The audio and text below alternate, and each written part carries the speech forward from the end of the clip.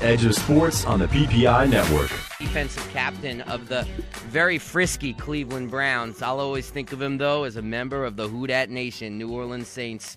One of the very good guys in this business, Mr. Scott Fujita. Scott, how you doing, sir? Doing great, Dave. How about you? Good. It's good to talk to you, man. Look, absolutely, and you as well. Hey, thanks so much for sending that John Carlos book out. Looking forward to reading that. Oh, awesome. I'm excited for you to read it.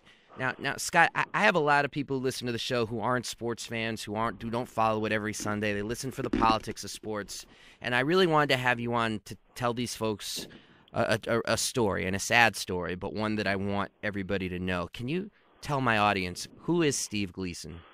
First of all, Steve Gleason is he's one of the best men I've ever known. He's a great friend of mine from down in New Orleans, was a career special teams player, just an absolute stud. He's actually kind of approached iconic status in the city of New Orleans. I'm sure a lot of people who may not be avid football fans who are listening at least would remember the Saints' return to the Superdome and our Superdome reopening game back in 2006. Sure. Monday Night Football versus the Atlanta Falcons, and that was the first game back after Hurricane Katrina. Well, Steve, my buddy, he's the one who came out and blocked that punt. And to me, there's no single play that there's no single play that's more symbolic of the team's recovery or that city's rebirth. And that kind of cemented Steve's status really as an icon. And again, for those of you who haven't heard, Steve last week came out publicly with a diagnosis that he has ALS, or Lou Gehrig's disease. This is something that he's been battling now since last January when the official diagnosis came in, but just went public. And obviously it's been an emotional week for everybody involved. Obviously the fans in New Orleans and everyone else around the country just heard about this, but it's really been an emotional year for those of us, friends and family of his. Yeah, I was going to ask you that, Scott. Like, I know you've known about it since last January, and of course Steve and his family have been dealing with this since then. Is there a sense of relief in going public and in really sharing the load of such a heavy burden? There is for him, and he and I have spoken about that. A guy like him, he's so recognizable in the community. And Steve and his wife, Michelle, who's actually expecting their first child, she'll be delivering here next month. Oh, wow. They've been on the road. He's one of those guys, as a couple, they're just the ultimate adventurous. And not long after his diagnosis, they purchased a camper van, went out and hit the road, actually traveled over 6,000 miles, from New Orleans to the West Coast, up and camped at my place for a few days, then up to Alaska, for a long, long time. Well, then when he gets back to New Orleans, again, he's so recognizable. And obviously, physically, he's ailing. He's not walking like he used to. He's using a cane most of the time. He's having more and more trouble speaking every day. So for him just to walk around town in the community and just having to either explain it to people or have people wondering what's going on, I think now at least they know, they understand what's going on, and they understand the message that he's trying to drive. And that's the most important thing now. And what is that message, Scott? Can you tell us? Well, we had a great party for Steve on Monday night, something his wife and I have been planning for a few months, and it just went great. The stars kind of had to align for it to happen. We tried to plan it, so it was the Monday after a Saints home game and after a Browns home game, so I could easily jump on a plane post-game, fly down there, and the Saints wouldn't be coming in from a road trip. But, we had friends who I had called, former teammates flying from Hawaii, New York, state of Washington, Kansas City, Tennessee, really everywhere, and it was just a fantastic night. And again, it was emotional. There were moments that were, extremely happy and joyous. And we presented Steve with a Super Bowl ring. The mayor of the city of New Orleans, Mitch Landrieu, came in and gave him a key to the city. So again, it was just a fantastic night. But at the end of it, Steve spoke for a few minutes, and what he said was, "Listen, guys, this isn't about the Super Bowl ring, and it's not about the block punt. It's about what you're going to do when you step out of this room." And the other thing he said that I thought was pretty awesome was, "Listen, ALS is fucked with the wrong guy," and that was just so poignant. It kind of was a dagger to everybody's heart. And we thought, listen, this is a chance for us to, kind of develop the same perspective this guy has, the same zest and love for life. And instead of worrying about, how this disease is going to affect his life, he's going to worry about, and we're going to help him worry about how he's going to live his life with this disease. And we're going to keep doing things he enjoys doing. We're going to encourage other people to do the same thing. And I think his going public, I don't think anyone realized how big it was going to be and the kind of momentum it would generate. But it has. And I think he realizes the impact that he's always had on people's lives, and that the impact can be even greater now. So, I just love him to death. He's one of my dearest friends, and I'll follow him anywhere. Now, you said building momentum. Momentum towards what? What is it that you guys are asking folks to do? What can my listeners do? That's a great question. Right now, we're kind of shaping a lot of those things because, again, this just happened, and again, the response was so overwhelming, and it was just fantastic. But a few ways for people to stay in touch. We developed a website for Steve, and he's a very active, blogger. He's an artist. He's a musician. He does so many things just creatively, and this is just something that's going to be right up his alley. It's going to keep him engaged with his fans, his followers, all of his support. The website is www.teamgleason, and that's team with a dash between Team and Gleason. You can also follow him on Twitter. It's @team_Gleason. And again, I encourage everyone to do so. He also has had a travel blog over the last few months, kind of documenting his epic adventure all over the Northwest. And you can log on to the website, and you'll have a link to that. It's called the Shunpike Experiment, but it'll be linked through his website, Team Gleason. But it's just a fantastic person. No better perspective than anyone I've ever known, and just an incredible family. His wife and my wife, are really close friends as well. So. It's a tough deal, but we're going to beat this thing. Now, Scott, I've spent some good amount of time with a former NFL player named Kevin Turner, who's dealing with ALS. There is a very prominent school of thought that links head trauma and the sport to the disease. Is that something that you stand with? That analysis that it's linked to football, or? I have I have very strong suspicions that there may be a link. The doctors up in Boston really for the first time published their theories that there could potentially be a link. And again, I'm kind of with Steve, though. At this point, does it really matter in his case? And the way he looks at it is no. He wouldn't take anything back.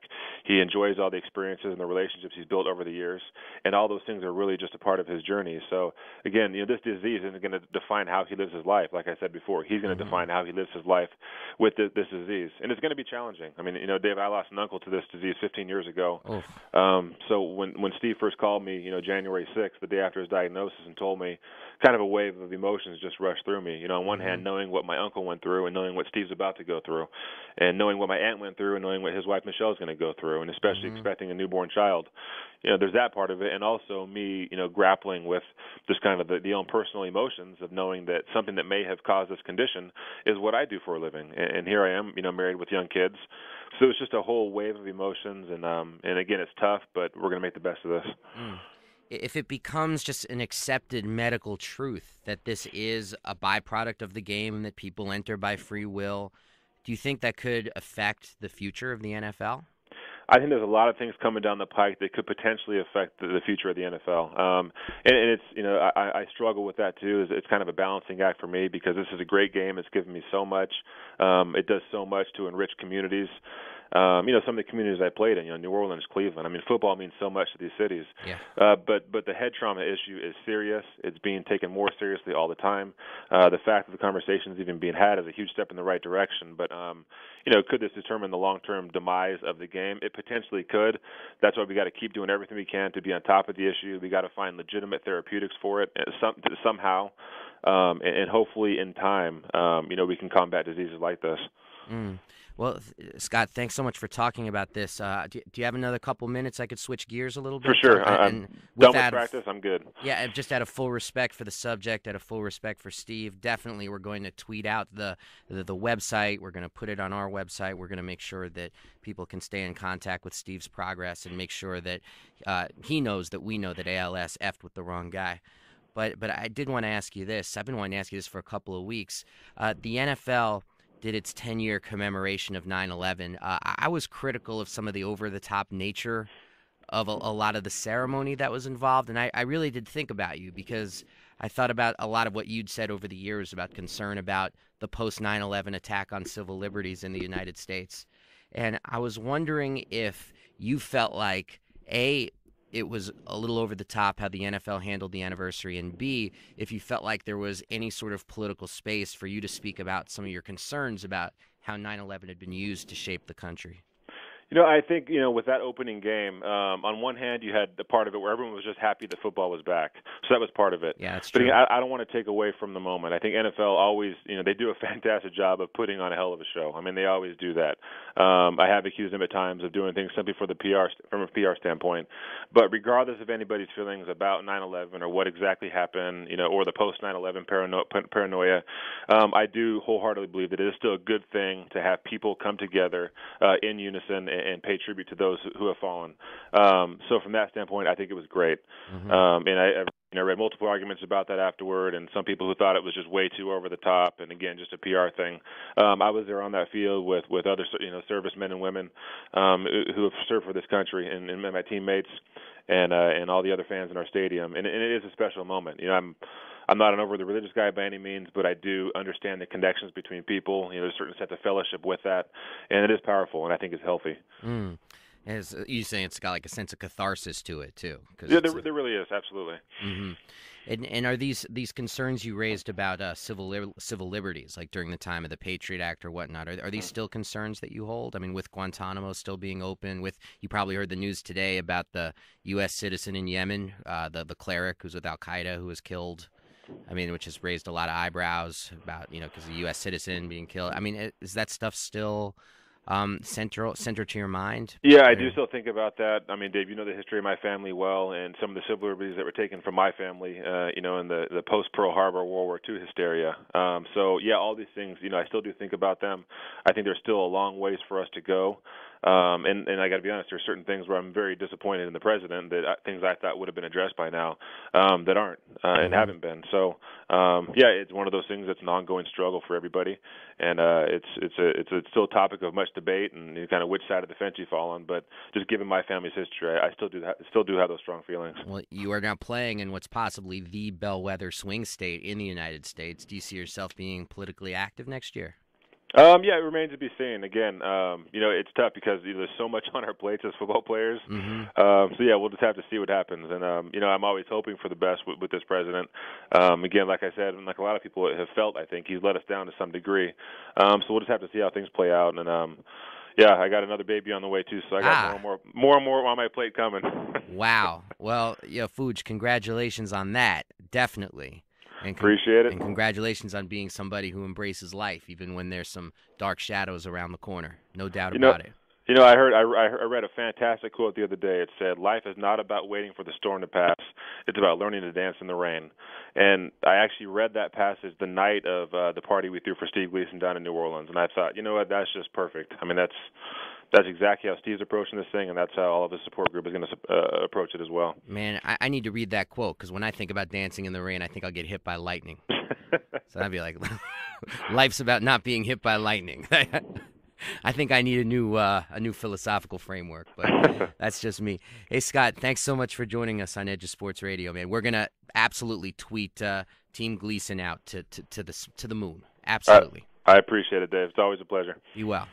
That's Scott Fujita, ladies and gents, defensive captain of the Cleveland Browns, somebody who's always thinking about things on levels that make me think. Life is not about waiting for the storm to pass. It's about learning how to dance in the rain. Breaking news, in-depth coverage, unparalleled access to professional athletes. Edge of Sports on the PPI Network. With your host, Dave Zirin.